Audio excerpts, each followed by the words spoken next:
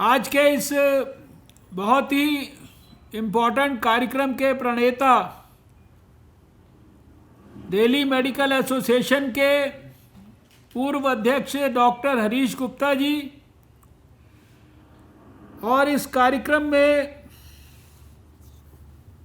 बहुत सारे दूसरे महानुभाव बैठे हैं।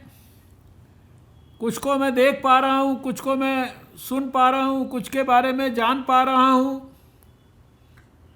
डॉक्टर बीबी वधवा जो दिल्ली मेडिकल एसोसिएशन के अभी प्रेजेंट में अध्यक्ष हैं, डॉक्टर अजय गंभीर जो दिल्ली मेडिकल एसोसिएशन के अभी प्रेजेंट में सेक्रेटरी हैं। इसके साथ साथ देश की प्रमुख और बहुत ही गहराई से, सच्चाई से, ईमानदारी से समाज के लिए काम करने वाली, गरीब महिलाओं को स्वावलंबी बनाने का काम करने वाली, उनको उनके पांव पर खड़ा करने का काम करने वाली संस्था चौपाल के 2 डायरेक्टर्स भी यहाँ पर हैं। चौपाल के प्रमुख दिल्ली में प्रणेता भोलानाथ विज जी और इस क्षेत्र के जहाँ ये कार्यक्रम हो रहा है वहाँ के एमएलए जितेंद्र महाजन जी जो चौपाल के डायरेक्टर भी हैं। ईस्ट दिल्ली की म्यूनिसिपल कॉरपोरेशन में हमारे मेयर निर्मल जैन जी, हमारे लीडर प्रवेश शर्मा जी, दिल्ली के भारतीय जनता पार्टी के महामंत्री हर्ष मल्होत्रा जी। मुझे जानकारी मिली है कि यहाँ पर DCP east Amit Sharma ji, ACP Mukesh Tyagi ji और ईस्ट दिल्ली के म्यूनिसिपल कॉरपोरेशन के डीसी रहनान जी, ईस्ट दिल्ली के कुछ काउंसलर्स जिनके बारे में पता लगा, अजय शर्मा जी, सुमन लता जी, ईस्ट दिल्ली ब्रांच के मेडिकल एसोसिएशन के अध्यक्ष डॉक्टर सुनील सिंगल जी, doctor Sharda Jain ji, east Delhi branch के सेक्रेटरी और इसके साथ साथ दैनिक जागरण अखबार के हमारे प्रमुख प्रतिनिधि भी यहाँ पर हैं। जैसा मैंने सुना, यहाँ की मार्केट एसोसिएशंस, यहाँ की स्वयंसेवी संस्थाएं, यहाँ के बहुत सारे डॉक्टर्स, ये सभी लोग यहाँ पर आज के इस कार्यक्रम में उपस्थित हैं। मैं आप सबको हृदय की गहराइयों से बहुत बहुत बधाई देना चाहता हूँ, आपका अभिनंदन करना चाहता हूँ। अभी पिछले कुछ ही घंटों पहले हमारे प्रधानमंत्री नरेंद्र मोदी जी ने सारे देश के लोगों से, सारे मुख्यमंत्रियों से, सारे मंत्रियों से, सारे विधायकों से, सारे डॉक्टरों से, सारी स्वयंसेवी संस्थाओं से, सारे आरडब्ल्यूएस से, सभी देशवासियों से एक अपील की थी कि कोरोना के खिलाफ जंग, उसको लड़ते हुए 8 अक्टूबर को भारत सरकार को पूरा 9 महीना हो गया। मैंने स्वास्थ्य मंत्रालय में कोरोना के खिलाफ पहली मीटिंग 8 जनवरी को की थी और तब विश्व स्वास्थ्य संगठन के पास चाइना से नए कोरोना वायरस की खबर आए शायद 24-48 घंटे से ज़्यादा नहीं हुए थे और अब ये लड़ाई के 10वें महीने के अंदर हम लोग प्रवेश कर चुके हैं। इस 9 महीने की लड़ाई में प्रधानमंत्री जी के नेतृत्व में और अपने डॉक्टरों के सहयोग से, अपने अस्पतालों में काम करने वाली नर्सेज, पैरामेडिक्स, हमारे और दूसरे सभी front line workers, corona warriors जिनको हमने नाम दिया, उन सब के सहयोग से हम लोगों ने 9 महीने इस कोरोना के खिलाफ जंग को बहुत गहराई और ईमानदारी से लड़ने का प्रयास किया है। और इस लड़ाई में हम सब जानते हैं कि हमारे बहुत सारे साथी भी हम लोगों ने खो दिए, लेकिन हमारे डॉक्टरों का, हमारे अस्पताल में काम करने वाले फ्रंटलाइन हेल्थ वर्कर्स का, उनका जज्बा कम नहीं हुआ, उनका कमिटमेंट कम नहीं हुआ। और देश में एक भी ऐसी माता हमको आज तक नहीं मिली जिसने इतने महीने तक इतनी तकलीफ और इतना रिस्क लेकर डॉक्टर लोग और दूसरे साथी काम कर रहे हैं, लेकिन उसके बावजूद भी किसी माँ ने अपने कोरोना वॉरियर बेटे या बेटी को काम पर जाने से नहीं रोका। मैं आज के इस अवसर पर सबसे पहले तो सभी कोरोना वॉरियर्स को और उनके परिवार के लोगों को हृदय से बहुत बहुत, उनकी माताओं को, परिवारजनों को अभिनंदन करना चाहता हूँ, उनको प्रणाम करना चाहता हूँ। उनकी कमिटमेंट के लिए उनको नतमस्तक होकर नमन करना चाहता हूँ। आप सब जानते हैं कि जिस प्रकार से हमारी सरकार ने पहले ही दिन से प्रोएक्टिवली एक प्रीएम्प्टिव और ग्रेडेड रिस्पांस जिसको कहते हैं, पहले से चीज़ को कल्पना करके उसके लिए समय पर एक्शन लेने का काम किया, उसी का परिणाम यह है कि आज 135 करोड़ लोगों का देश होते हुए भी दुनिया की बड़ी बड़ी शक्तिशाली ताकतों के मुकाबले भारत ने बहुत बेहतर परफॉर्म किया है।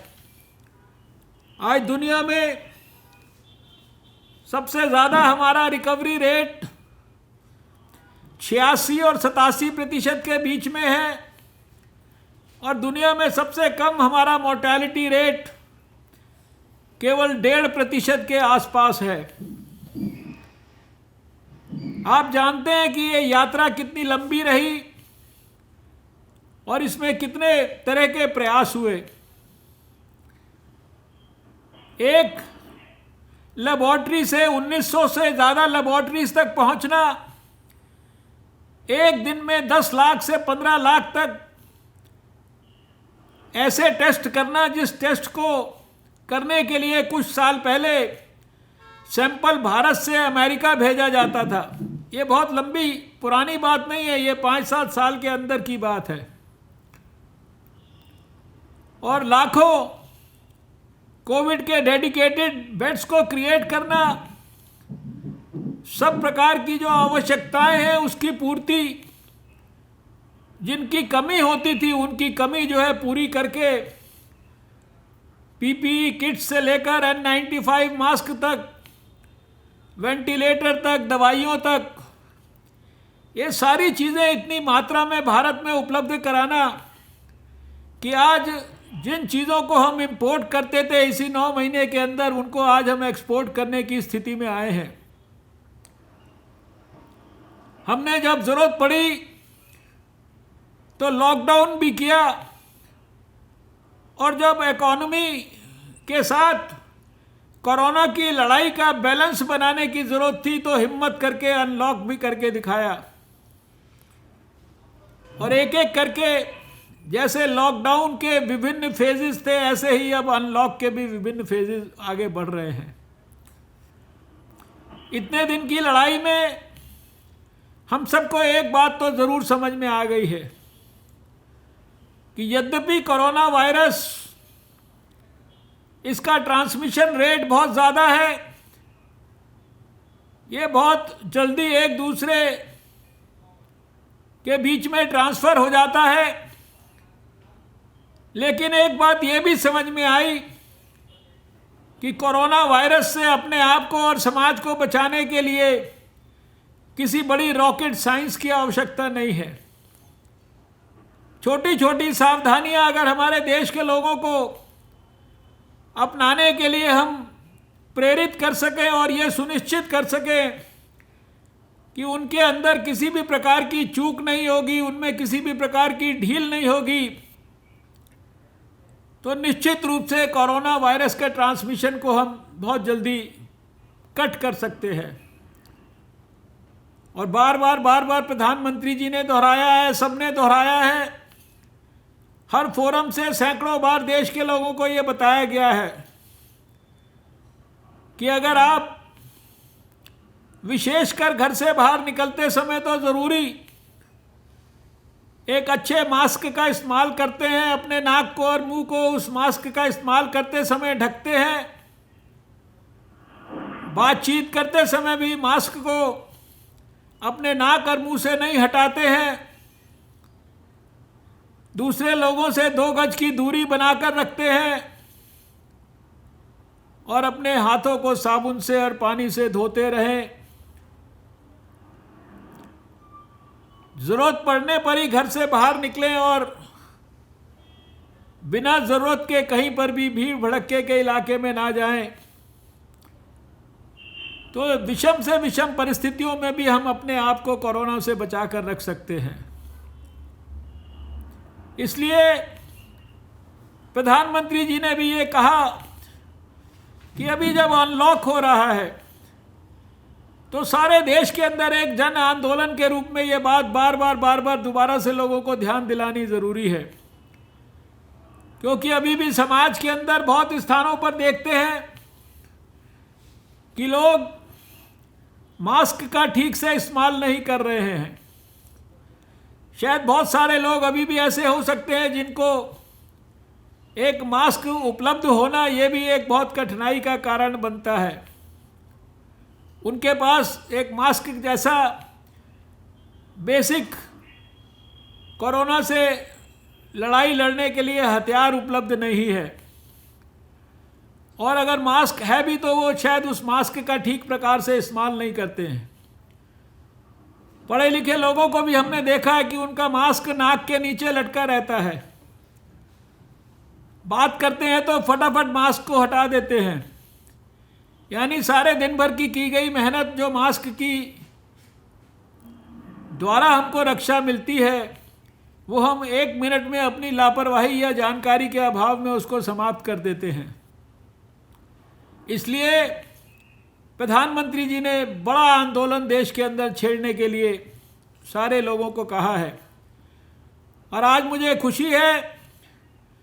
कि मेरे अपने डॉक्टर साथी लोग, दिल्ली मेडिकल एसोसिएशन के हमारे डॉक्टर, हमारे चौपाल के, हमारे यहाँ पर बहुत बीजेपी के भी प्रमुख लोग आए हैं, और विशेषकर दैनिक जागरण जैसा प्रतिष्ठित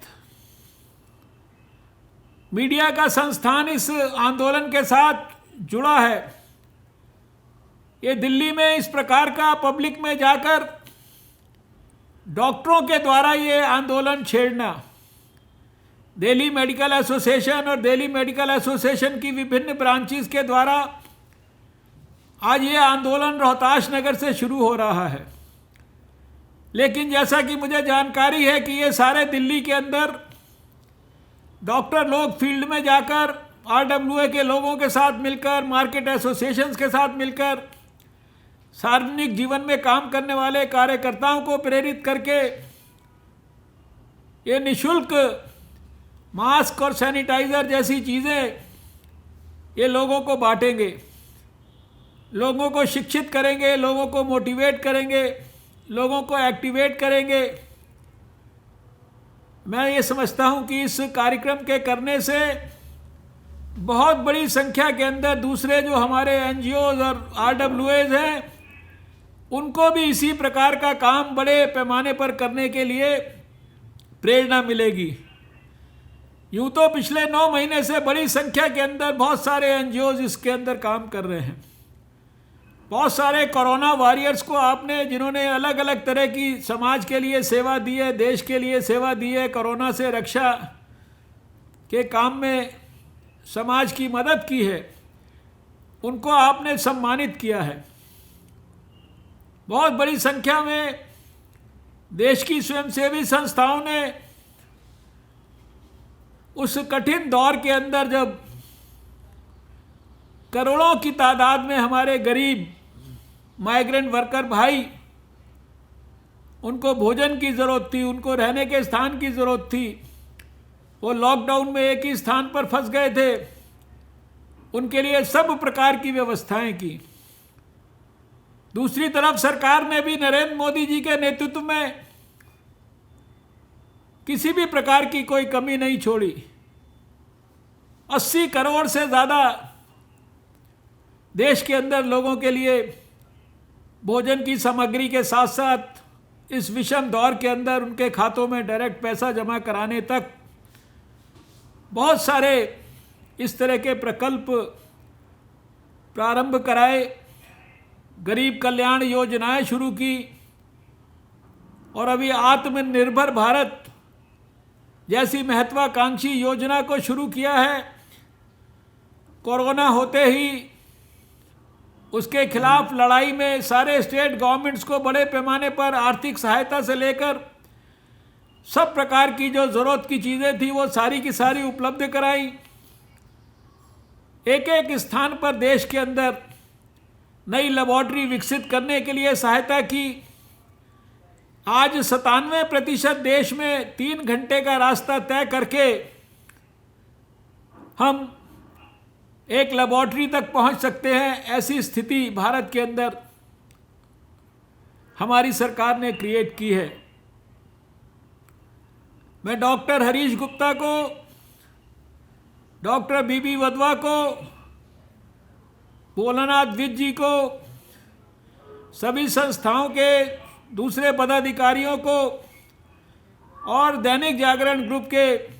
सभी यहाँ पर जो भी वरिष्ठ लोग आए हैं उनको, और इसके साथ साथ जैसा कि मैं देख रहा हूँ कि ईस्ट दिल्ली की म्यूनिसिपल कॉरपोरेशन और पुलिस सभी का इस काम को सहयोग आज के इस कार्यक्रम के अंदर प्राप्त है। मैं आप सबको हृदय से बहुत बहुत अभिनंदन करना चाहता हूं। और एक बात मैं ज़रूर दोहराना चाहता हूं, और ये बात डॉक्टरों के माध्यम से जानी चाहिए। आने वाले 2-3 महीने हमारे लिए अगर हम लोगों ने लापरवाही की तो ये कठिन हो सकते हैं। एक तरफ सर्दी, जिसमें हम सब जानते हैं कि रेस्पिरेटरी वायरसेस के और तेज़ी से फैलने का एक खतरा रहता है। यद्यपि कोविड के बारे में अभी हम कुछ नहीं कह सकते, ये किस चाल चलेगा, इसका क्या बिहेवियर होगा, क्योंकि सब कुछ अध्ययन का अभी कारण है। लेकिन कोई भी लापरवाही नहीं होनी चाहिए अगले 2-2.5 महीने में। और विशेषकर फेस्टिवल्स का सीज़न आ रहा है, त्योहारों का सीज़न आ रहा है, इसके अंदर लोगों को अगर डॉक्टरों के माध्यम से ये बार बार अपील की जाएगी कि हम कोशिश करें कि हम अपना जो भी त्यौहार है उसको अपने घर में अपने परिवारजनों के साथ ही मना लें तो ज़्यादा अच्छा होगा। बाहर जाकर भीड़ भड़क्के के अंदर अपने और अपने दूसरे साथियों के प्राण को खतरे में डालने के बजाय थोड़ी थोड़ी सावधानियां अगर हमने ली तो ये अगला 2-3 महीना भी हमारा खुशी खुशी बीत जाएगा। बीमारी को भी हम और तेज़ी से बढ़ने से रोक पाएंगे। और मुझे पूरा विश्वास है कि अगर ये जन आंदोलन जो केवल सावधानियों को बरतने के लिए, लोगों को प्रेरित करने के लिए है, अगर इसको जन आंदोलन बनाने में देश के हर जिम्मेदार नागरिक ने जिम्मेदार तरीके से बिहेव किया तो निश्चित रूप से आने वाले समय के अंदर कोरोना के खिलाफ निर्णायक विजय इस जंग में हम प्राप्त कर पाएंगे। जैसा कि मैंने पिछले समय में भी देश के लोगों को जानकारी दी है कि हमारे वैज्ञानिक हर पक्ष के ऊपर बहुत गहराई से काम कर रहे हैं। हमने वायरस को आइसोलेट दुनिया के पहले कुछ देशों के लिस्ट में किया था। 2000 से ज़्यादा वायरसेस की हम जीनोम सीक्वेंसिंग कर चुके हैं। 40,000 से ज़्यादा वायरसेस हम लोगों ने बायो रिपोजिटरीज में रिसर्च के लिए स्टोर किए हुए हैं, जो अलग अलग स्तर पर जिसके बारे में रिसर्च हो रहा है। वैक्सीन को डेवलपमेंट के एडवांस्ड स्टेजेस में ले जाने के लिए अलग से काम हो रहा है, और इसके साथ साथ वैक्सीन उपलब्ध होने पर 2021 में देश के अंदर एक देश की महत्वपूर्ण जो परसेंटेज है उस जनता तक, और जिनको सबसे पहले आवश्यकता है, उन तक वैक्सीन उपलब्ध कराने के लिए भी जितनी लॉजिस्टिक्स है, जितनी स्ट्रैटेजी है, उस पर भी बहुत विस्तार से आज अक्टूबर के महीने में भी काम हो रहा है, जबकि वो काम शायद 2021 में करना है। इसलिए सरकार आप सबके सहयोग से सब प्रकार के प्रयास कर रही है। अब मुझे पूरा विश्वास है कि जब सारे डॉक्टर लोग इस काम में पूरी गहराई और गंभीरता से लगे रहेंगे जैसा कि वो लगे हैं, तो आने वाले समय में हमें निश्चित रूप से इसमें सफलता मिलेगी। मैं आपके इस जन जागरण अभियान के लिए, मास्क वितरण के अभियान के लिए आप सब डॉक्टरों को और दूसरी संस्थाओं को बहुत हृदय से बहुत बहुत बधाई देता हूँ, अभिनंदन करता हूँ। मेरे बहुत सारे कार्यक्रम एक के बाद एक थे, इसके कारण व्यक्तिगत तौर पर आपके उस कार्यक्रम में मैं शामिल नहीं हो सका, लेकिन मैं इस वीसी के माध्यम से भी आपके कार्यक्रम की महत्व और आपके कार्यक्रम की गरिमा उसको महसूस कर पा रहा हूँ, और हृदय की गहराइयों से आप सबको अपनी बहुत बहुत शुभकामनाएं देता हूँ। अपने स्वास्थ्य की आप रक्षा करते रहें, जिस प्रकार से आप दूसरों के स्वास्थ्य की रक्षा के लिए दिन रात पिछले कई महीनों से लगे हैं। आप सबको मेरी ढेर सारी आज के इस कार्यक्रम के लिए बधाई। आने वाले समय में भी जो कार्यक्रम दिल्ली के विभिन्न हिस्सों में जाएगा, उसकी सफलता के लिए भी मेरी ढेर सारी शुभकामनाएं। नमस्कार, जय हिंद, भारत माता की जय।